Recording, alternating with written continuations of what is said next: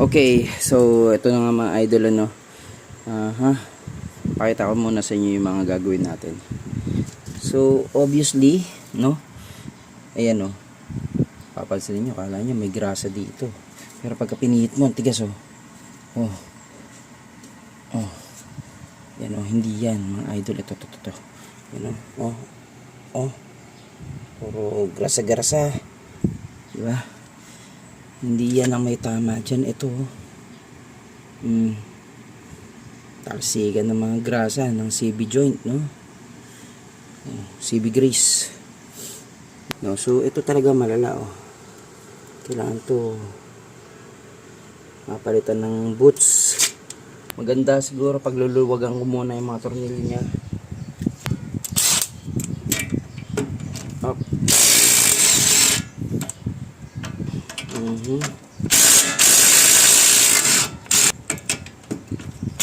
Okay. Yan.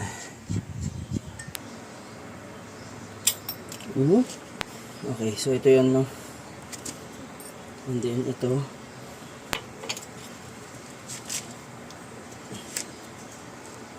Okay.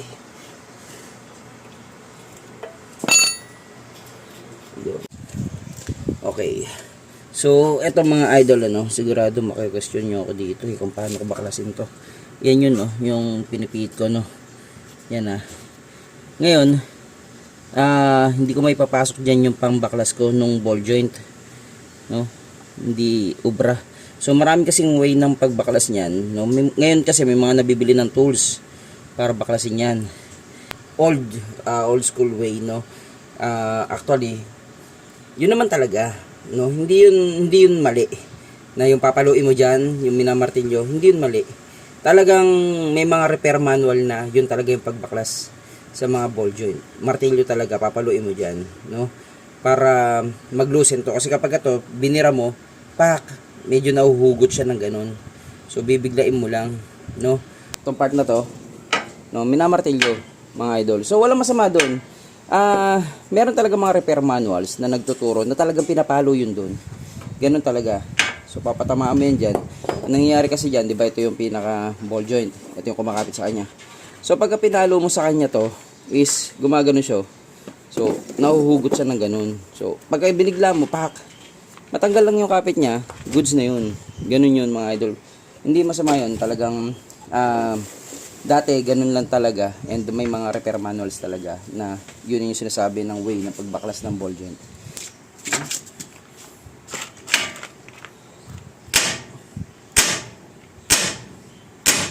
Yan na. Yun. Okay. So ganun lang, no. Pagka malaki kasi, isa dalawang palo lang, goods eh. Pero maliit, wala. Kumbaga, parang tinitik-tik mo lang na ganun yun. Hindi ganun. Dapat isang bira na malaki. Okay, so baka mahirapan kayo mga idol. Nakaliko yan iniliko ko.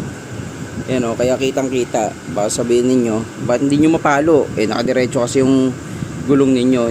Niliko ko po yan na pag ganun. Then yan baklas na siya ngayon, Yan Okay, so yan na. Ito na ang pinakamahirap gawin. Kasi nasa ilalim tayo, no. So yan, no. Ito yung axle natin, di ba? Yung axle, Then papunta dito yan.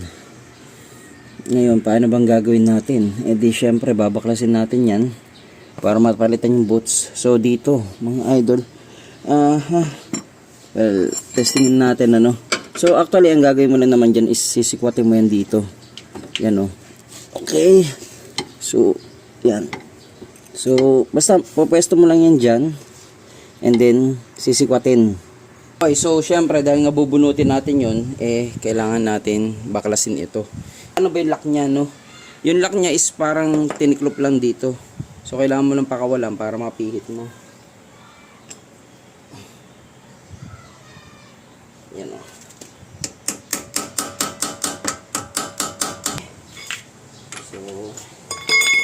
Sundan na natin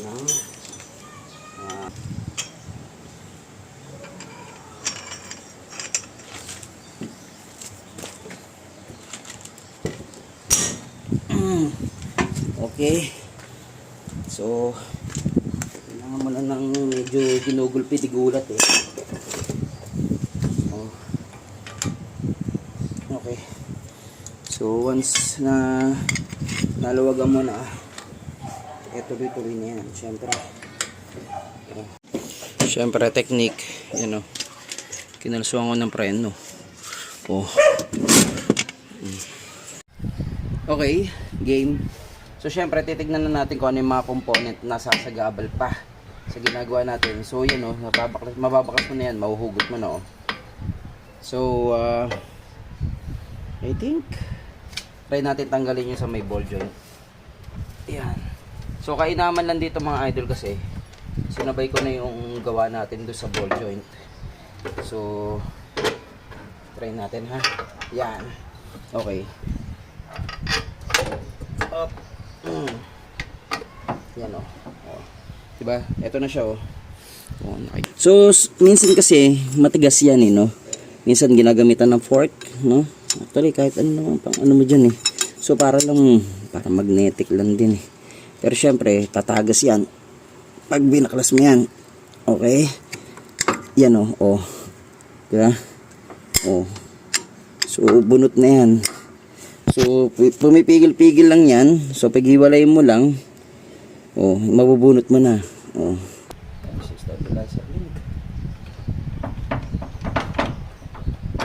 Hop.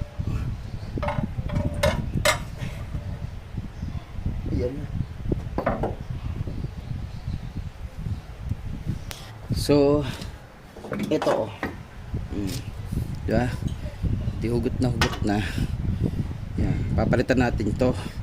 So, actually yung inner niya, no? I think matibay pa yun. Goods pa. Pero itong outer, ito yung sa may gulong, o yan o. O, biyak, o. O, talagang papalitan mo na yan. Diba? Yan o. Wala na. Kadurug-durug na.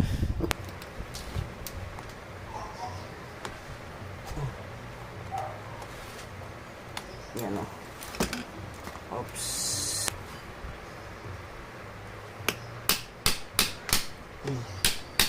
Yan.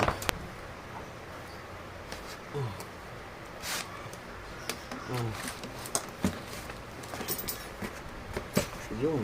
Oh. Diba? Tagas siya eh. Yan. Balas muna. Okay. So, kailangan kasi natin palusutin yung actually ito, parang may halong tubig na rin yun. Kailangan natin palusutin yung yung boots from there to here. No? So, ganun talaga yan.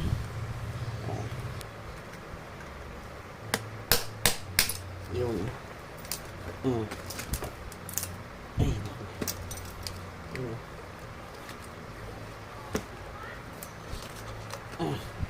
so ito is molybdenum grease. Moly. Yan. Ito yung CV. Oh. So lilinisin natin to. Buti hindi pa nag-ingay oh. May grasa pa kahit po ano. Yan. So, makita ninyo mga idol, no?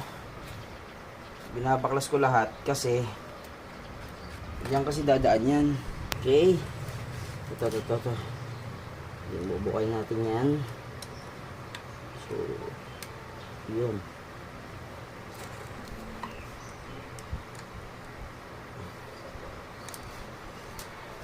Okay. So, dalawang screwdriver gamitin natin. Para hindi na bumalik. Kung mabalik-balik eh.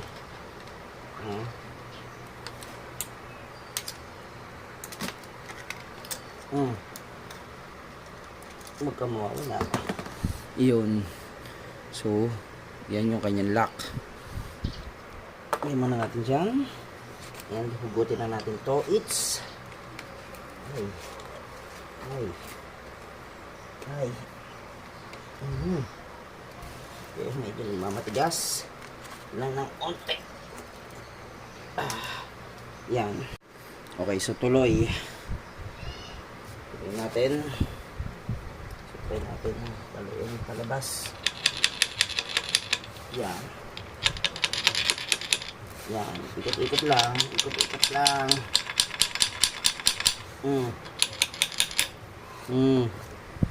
Yun o. Pag ganun siya. So, gagano ko yan. Ito yung kanyang collar. And then, syempre, rubber boots na sira. Oh, sa wakas, mapapalitan ka na. Okay, so, tuloy natin ng mga idol.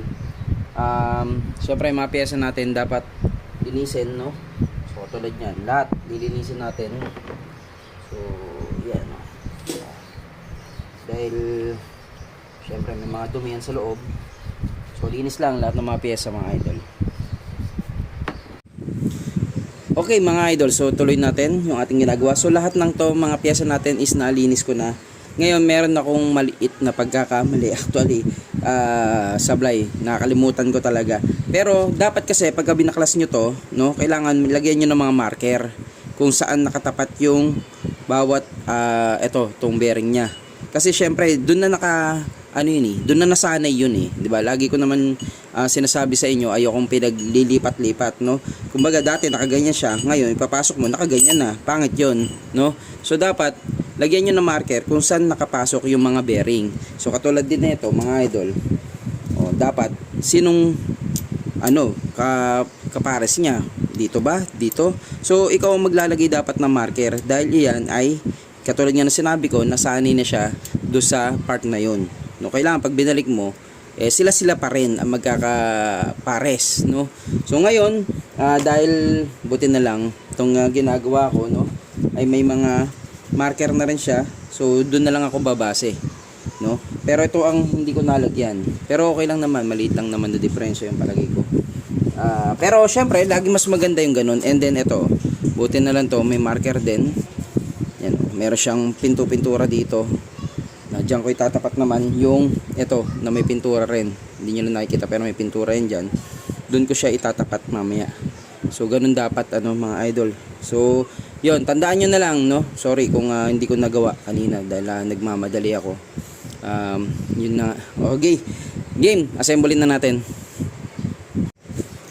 Okay. So sa assemble mga idol, no? Ang binilang ko lang mga idol is itong nasira.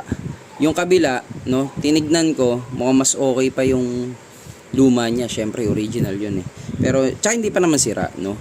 And, syempre, nasa dulo lang naman yun. Kung sakali man masira, madali lang palitan. Unlike neto, is talagang sira na, no. So, ikakabit natin to. So, sunod-sunod lang, no. Katulad neto, no. Papasok mo lang ng ganyan, no. Sunod-sunod mo lang siya ipapasok ng ganyan. Pero mamaya, may tamang pagsapak niyan. So, mamaya na rin ako maglalagay ng mga grasa dito.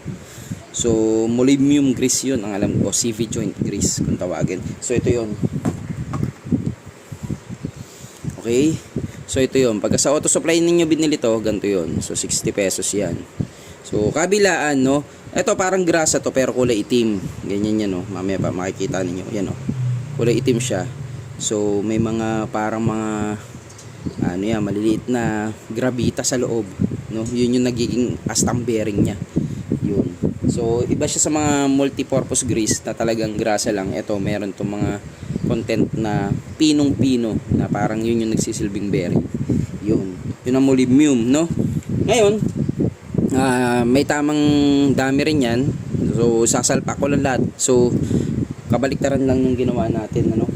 Yan, ganyan siya. Okay? Then, salpak lang ako ng salpak. Then, ituturo ko naman kung paano yung alignment niya mamaya kasi kailangan yan is parang i-bleed mo rin yung hangin dyan pagka nilagay mo yung boots may hangin tara tuloy natin. Okay, so yan na nga, no. Ito yung pinaka niya. Okay, banda dyan yan kanina yan. And then yung ito na yung mga bearing nya. Okay, so yung boots lagi, no. Ito yung luma, maganda pa Okay pa naman. So nilinis ko lang.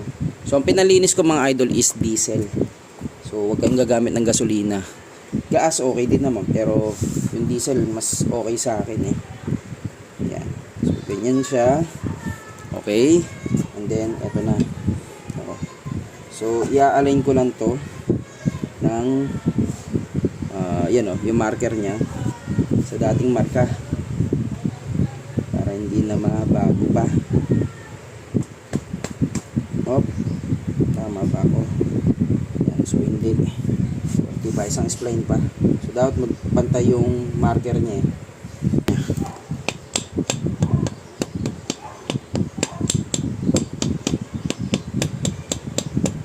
Yun. Okay. And then yung actually maganda kung ito is bago na. Ito, so facing outward to, itong part na to. Yun, buti na nga lang may marka dati oh.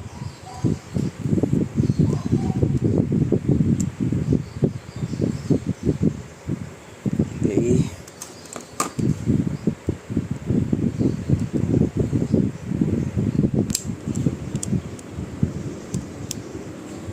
Yan. Yun. So, kailangan mag-snap siya doon sa may pwesto niya dito. And, syempre, testingin ninyo. Baka lumabas. Mahirap na. Okay. So, i-check nyo mabuti. Wala. Titignan ko na lang kung ano yung pinaka with ng fittings.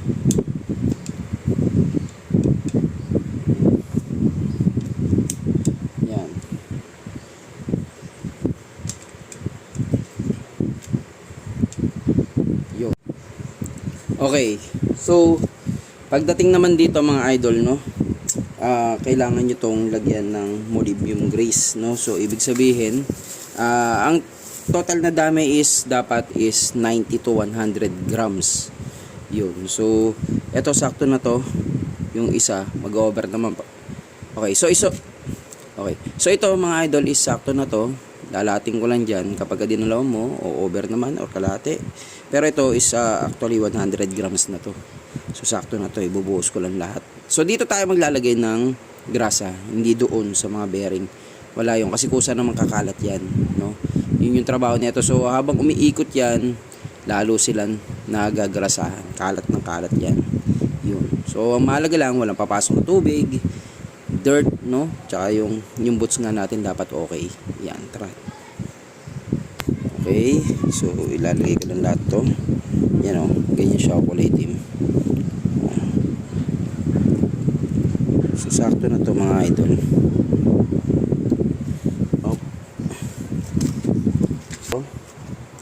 Okay. Oops, dito siya dapat.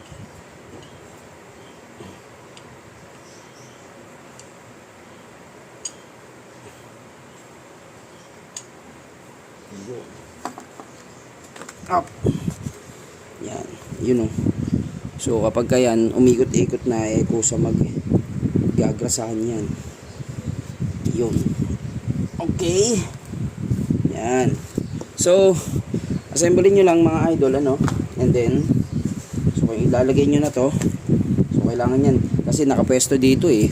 Oh, saktuhan dapat yan eh. Up. Yan. Up. So kailangan yan. Okay. So syempre nagkakahangin yan mga idol, i-bleed nyo rin dito ah. So para kung wala yung ibang hangin. Yan oh. So pwede nyong tirahin ng flat screw dito para lumabas yung hangin, lalo na pagkabago lahat. Yan. So isasakto lang natin yan. So pagka binili mo yung rubber box na yan, meron niyang kasamang ito yung stainless na ano niya, parang cable tie niya, di ba? Yan oh. Yan. So actually mga idol, meron panghatak nito talaga. May panghatak nito para mahigpitan mo, no? So mag-lock siya ng maigi. Oo, pero yun nga no. Pero dahil nga wala ako nun, no, so hanap muna ako ng panghatak nito para talaga mahigpitan ko. So at syempre meron ako nito eh, no, nabili ko na to sa auto supply dati, kaso nawawala yung iba eh. Kaya ang gagawin ko, temporarily lang naman, temporarily gagamitan ko muna ng cable tie, no, habang mahanap ako nung panghigpit nito at saka yung iba kong ganto. So temporary lang, pero actually hindi advisable na i-cable tie ninyo, hindi advisable, no, kasi syempre nadudurog to eh. Pagka to na putol, eh wala, magtatagasan na naman, no, tsaka hindi tama yung higpit nito, kulang to, no. Pero temporarily, katulad nga nung sabi ko sa inyo, habang wala pa yung panghigpit at yung mga kasama nito, kasi actually kaya mo naman dukutin sa ilalim ito eh, no. I-cable tie ko lang muna siya, okay. Okay, so dito naman sa kabila, no, ito yung may bagong rubber boot, no, lalagyan ko lang din na isang buo dyan, and then sisil na natin ito para hindi kumbaga hindi siya yan. So gagawin ko is matumapon na, no, yan, no, yan, medyo hilutin lang natin yan kasi hindi talaga nahuhugot yan. So kakalat mo yan talaga dyan,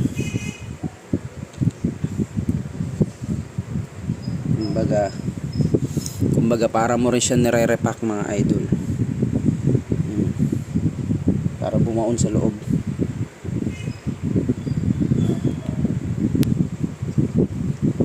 Yan, hilut-hilutin lang yon. So yan no mga idol, kakargahan ko pa, then tatakpan ko na lang nito.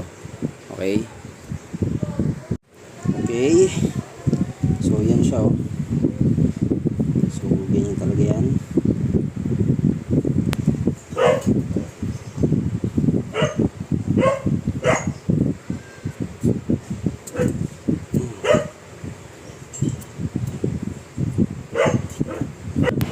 At ito nga mga idol, no, temporarily lalagyan lang natin ng cable tie, pero lang maikabit natin kasi habang bumibili ako ng yung kanyang clamp talaga tsaka yung panghigpit, no, ito muna para lang ma-install natin, pero mamaya pagkabili ko ipapakita ko sa inyo kung paano naman i-install yan. Tara. Okay, so sa installation naman, syempre reverse lang nung ginawa natin. Paano natin hinugot, ganun din.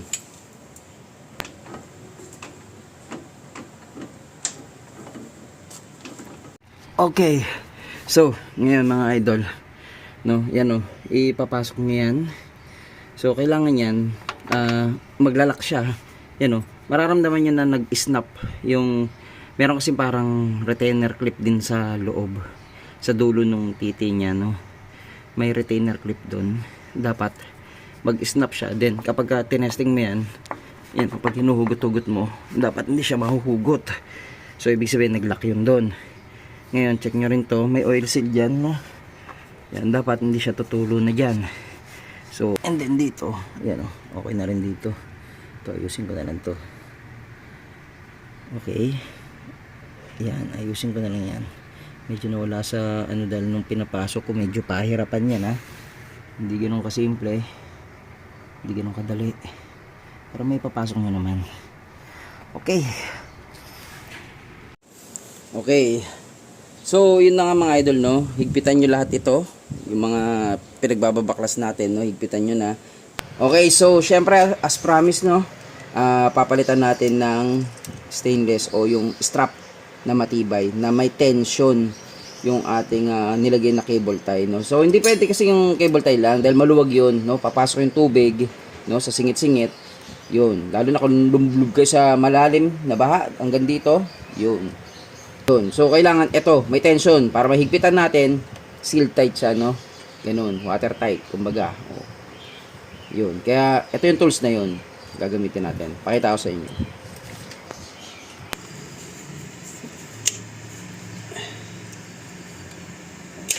Yun. Okay natin ano. Okay, so ito yung strap niya. 0.5 yan. Yes. Ayan. Okay, so talagang mas mahirap mga idol kapag sa labas pagka nakakabit na saka natin ikakabit kasi syempre medyo wala na tayo masyadong buwelo, unlike nung nakalabas siya, di ba? Mas maganda-ganda sa ano. Pero but syempre hanggang sa dumating doon sa dulo. Up. Yun. Okay. Okay, so final check nyo kung nakasampa lahat. Dahil pag inigpitan mo na yan, that's it na yun.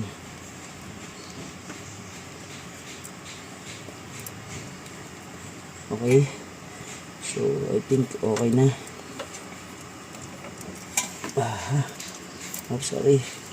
Yan o. Yan o. Hop. Okay, so binibigyan ko na siya ng tension ano. So, kailangan ko siya kasing balikuin, no? So, yan o. Yan o. Kailangan mo talaga iangat ng ganyan. Yan o. Yan. Diba? Yan o. Hop. Okay. Ayan nga, no, mga idol. Kailangan maiganyan mo siya. Hop, okay. And then, ikakambyo mo nga ng ganun para maputol. So, ayan. So, bakit mo siya kailangan ikambyo ng ganun, no? Layo mo. Okay, so, kung titignan ninyo mga idol, ano, kailangan ko siya ikambyo pataas, no? Para mag-lock siya. Yun, ganun kasi yan eh, para mag-lock. Oh. And then, tignan mo nga, pagka inangat ko. Oh. Diba, kailangan niya pumosisyon ng ganun. Kasi kapag hindi siya pumosisyon ng ganun, eh, babalik lang, luluwag uli. Yun, ganun ang style niya. Oh. Yan nga, may git na yan. Ang gagawin nyo na lang is, pwede nyong pukpukin dito para mag-flat, lalo mag-lock din. Ilalak nyo itong dalawang tenga niya. No? Ano nyo lang, pupukpukin nyo lang ng kahit anong gamit. Sandali. Ano yan, point 1. Yan. Okay, so ito is, actually, gaganyan mo lang.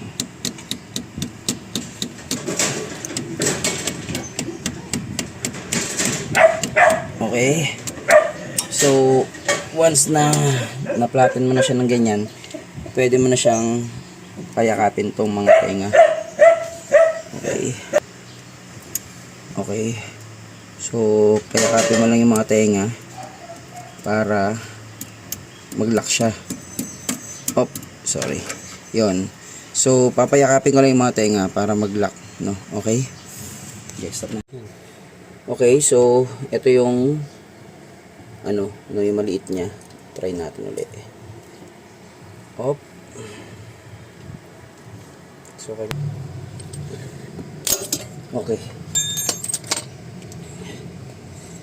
Ayun.